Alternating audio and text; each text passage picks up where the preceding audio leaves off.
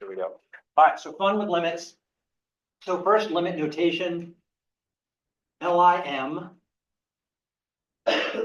x arrow some number. I'm just going to call that number A. Function equals, I'm going to use L today for that number.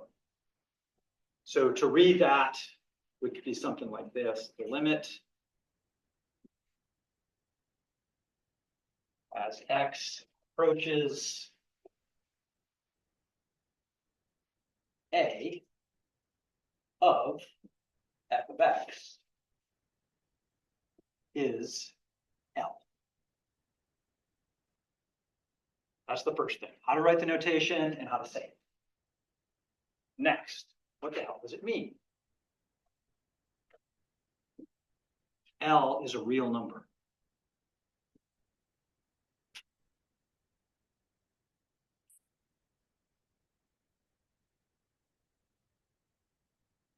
What's a real number again?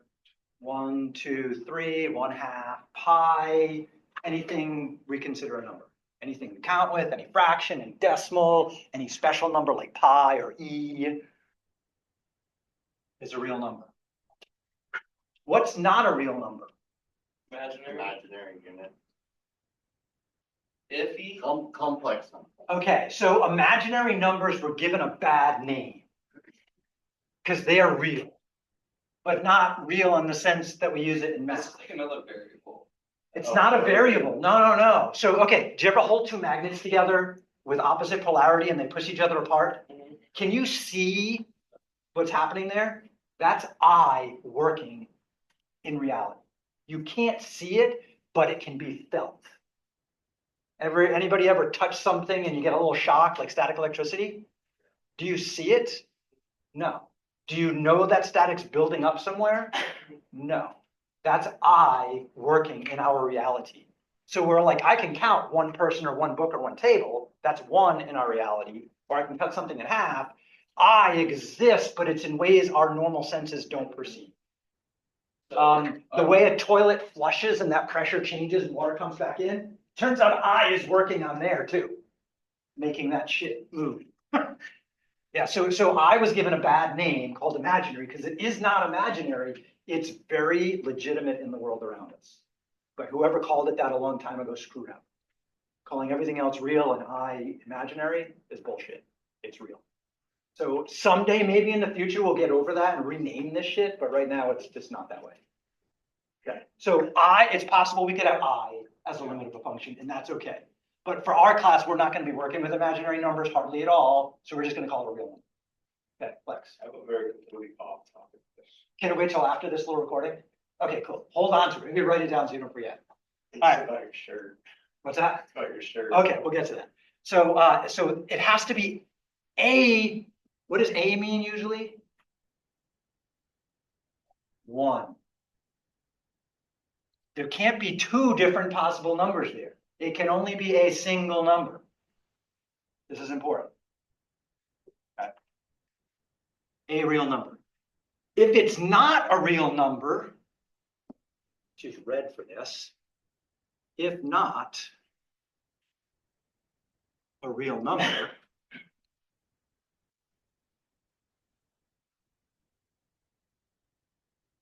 then the limit does not exist.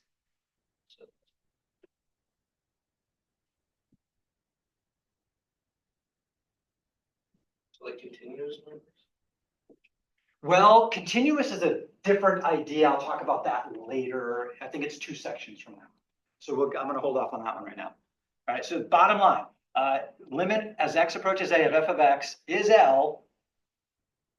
That means the limit exists because L is a real number. Otherwise, the limit doesn't exist. All right, so a couple examples, quick examples of that. The limit as x approaches 2 of the function 2x plus 1 is simply 5.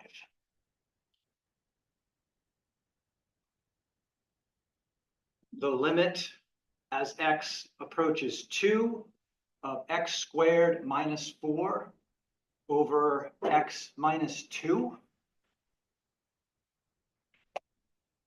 is 4.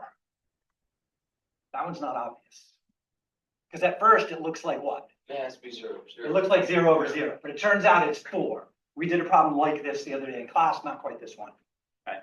We did a little algebra on that. We did some Did you factoring. factor? Yeah, you would factor it, it would clean up. Okay, what if it was, So hang on, just a couple more examples. Okay. Limit as x approaches 1 of 1 over x minus 1 does not exist.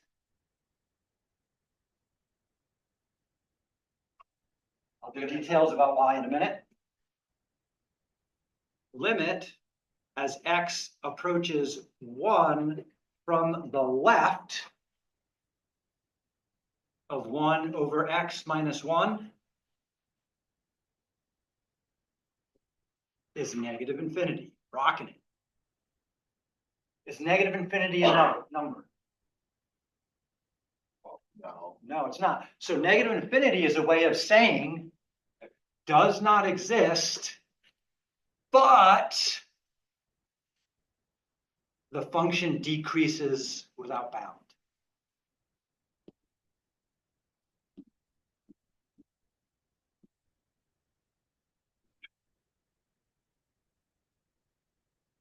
What without bound means, suppose you say this does not go lower than negative 1,000,000. And I can show you, yeah, it does, look. Then you say, okay, it can't go lower than negative 1,000,000,000. I can say, yeah, it does, look. I can always say it goes lower than where you thought it would. That's what without bound means. Okay. So negative infinity is not a number, it's a direction. So when we put down negative infinity or infinity, it's a fancy way of saying, it's a shorthand for saying it does not exist, but it goes in this direction. Okay. And sometimes there's functions that we can't say that. We just have to say it does not exist. Okay. So either the limit is the same number, no matter which way you approach it, that's its existence, or it doesn't approach a specific number from either direction and it does not exist. That's it. Exist or not exist. Exist means real number, and we can look at it at a table, or we can look at it on a graph. Sometimes it's super obvious, like this one right here.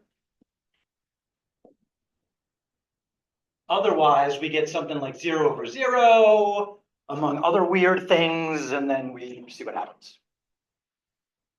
Okay, so now with respect to that, this example right here, going from the left, that's the next big thing.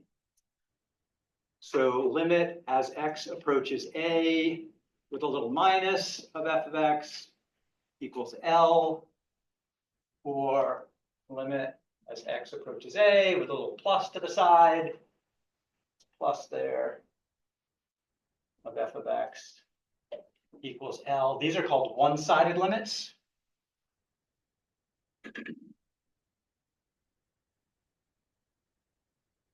And this one means approach from the left.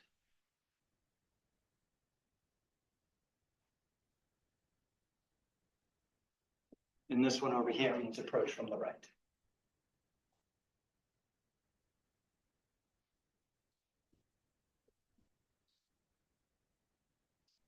And if we don't put a minus or plus on there, it means you got to check both sides. So the limit as x approaches a without a plus or a minus is equal to L if and only if the left-sided limit equals the right-sided limit.